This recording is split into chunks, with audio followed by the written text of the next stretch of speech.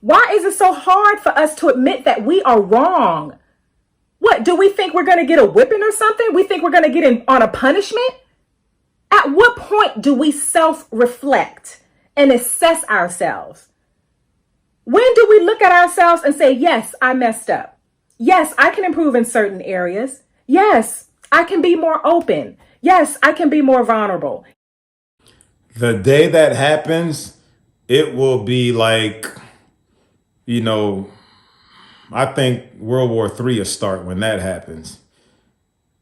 Because you're going to have women against each other for, finally admitting it in droves, and there's going to be the counter that's not going to be happy about it. They're going to be fighting each other. That's what I think personally, because it is that much of a protective secret or utterance. You are not ever to utter such words that we were wrong. They do not want that. Thank you for checking out my content. Knocklowiz here. Appreciate you. Like, share, subscribe, hit the notification bell. That way when I drop a new one, you'll be notified. You know what I mean? I'm trying to grow this channel. Help me out simply by subscribing, all right? Let's continue. Yes, I can change my attitude. When do we actually say, I'm sorry, I apologize, I was wrong? In general, society has not held women accountable. We can drop a few tears and then we're off the hook. And that is the main issue. The double standard is not helping them. They think that, oh yeah, we get away with everything, but it's making them more of a monster. They're monsters, most of them. They cannot just simply say, I am sorry for doing you wrong. They're justified by saying, well, if you didn't do this, then I wouldn't have done that. Okay, that's how they say I'm sorry. They never, it's always got to be, well, you did something wrong first, so I did that. If you didn't do that, then I wouldn't have done it. So that's how they apologize. They cannot be held, guilty by themselves. They need the association of others in order for them to feel okay with admitting a little bit that they were wrong. Again, society created monsters in the West. Australia, Europe, America, Canada, all these Western mindset countries. Monstrosities are these females, the majority of them. Monstrosities. I divorced my husband. Why did I divorce my husband? I divorced my husband because I was making a certain amount of money. I divorced my husband because I thought I didn't need him anymore. I divorced my husband because I had this senior position at work and thought I held the same position at home. I divorced my husband because I thought I was better than him because I had my degree now. I divorced my husband because I thought a successful marriage meant I was here and he was down here. That is not success. That's fucking sickness. I found myself divorced and out there looking for love in all the wrong places, fucking this one and that one and that one and that one and this one and that one, and my body count going up and my value going down. Boom. And that's what a lot of y'all are searching for, and y'all gonna get just that.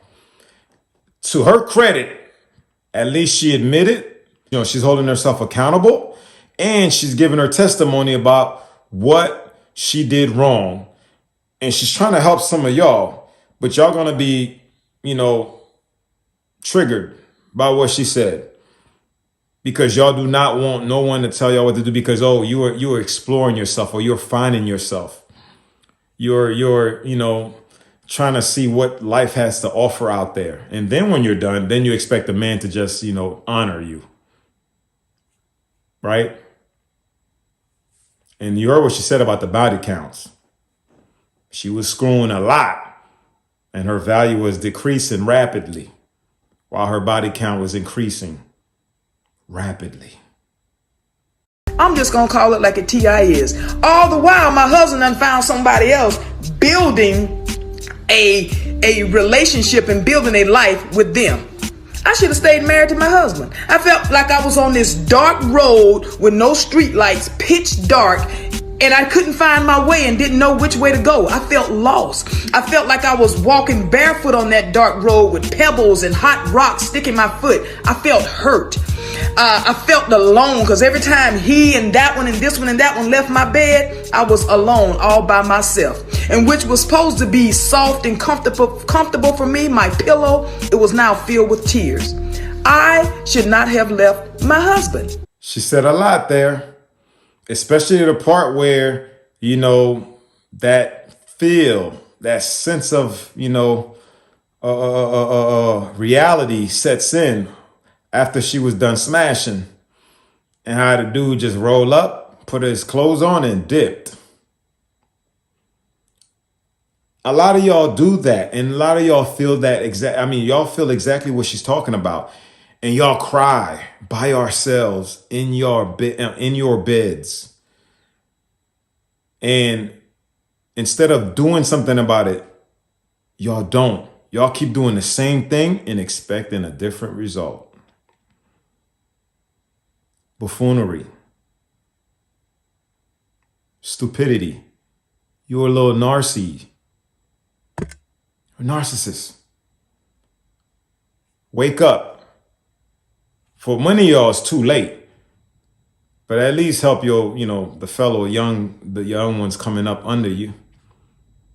Don't be some of these, those other bitter bras out there that are telling them lies. Unlike this one, she actually told them the truth. But there's a lot of bitter bras out there that's allowing these younger women to do the same thing. Instead of correcting them and warning them, they are lying to them so they could be in the same predicament later on once they hit, mid-30s, early 40s. It's too late then. It's a wrap. It's gone. I told you this yesterday, and especially at my age, at 47, it happened after 2 kids. At 35, 40, you really feel yourself as a woman like, okay, you know what? I kind of want to slow it down. I want to set it down. And I was one of those in my 20s. I thought I could do everything a man could do. Compare that to the men that I know at my age. They are putting it in second gear. They're starting businesses. They're investing. They kind of have this like, I'm running out of time. I want to go hard. Mm-hmm. So you know how you say women shouldn't vote because they don't have to go to war? Yeah. So for me, it's kind of the same thing. If I am not going to carry the same load until 65, I should submit because he's willing to do what I'm not. That's so true, because that is such a good point, because a lot of times girls will say, well, I make more than him now.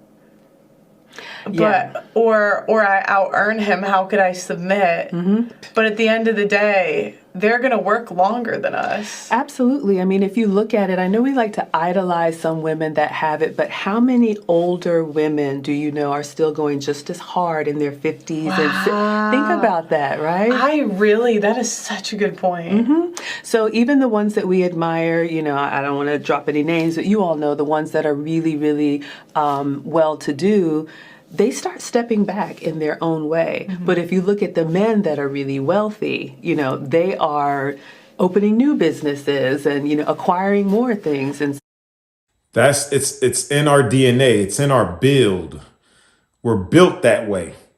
You guys aren't built that way, both mentally and physically. Psychologically, y'all get destroyed past a certain age. Even what she said, by mid-30s and, late 30s or whatever, she start thinking differently, because y'all supposed to be transitioning into your comfortness, your bliss as a woman. Allow your man to go out there and break his back and continue that livelihood for you. But no, most of y'all want to be combative in y'all 20s and thinking that, y'all want to be toe-to-toe with a man. It'll never happen. During your 20s, 30s, 40s, whichever level you want to look at it, it ain't never going to happen, because you're not designed for that. So that is, I feel like, the value that having the older women speak to the younger women. It's like, I see myself in you, mm-hmm. but I also see, Maggie at 60, and mm-hmm. I'm making decisions now that it's going to make that period of time mm-hmm. a joyous one.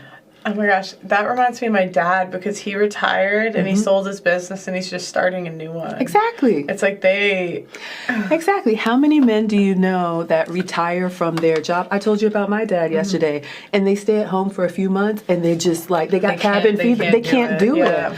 My dad's a retired teacher, a PhD. He's a retired teacher, and he stayed at home for a little bit, and now he's a real substitute teacher. Every time they call him, he's back in the classroom. Whereas my mom, on the other hand, she is ready to just slow it down, enjoy the grandkids, and grow old gracefully. So that's what's coming. That's such a good point. I never thought of that. But instead of y'all growing gray, old and gray gracefully, y'all gonna be wrinkled and undesirable by early 30s.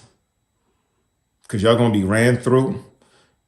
Y'all gonna be beat up physically, psychologically, and emotionally. And then y'all gonna be, battling demons because y'all got too many DNA in y'all. Learn from this elder woman that's telling y'all, you young females that are females, not women, that refuse to transfer or transition from being a female to a woman and doing right and walking right, uprightly and righteously. Instead, y'all taking the path of the Jezebel path and being 304s and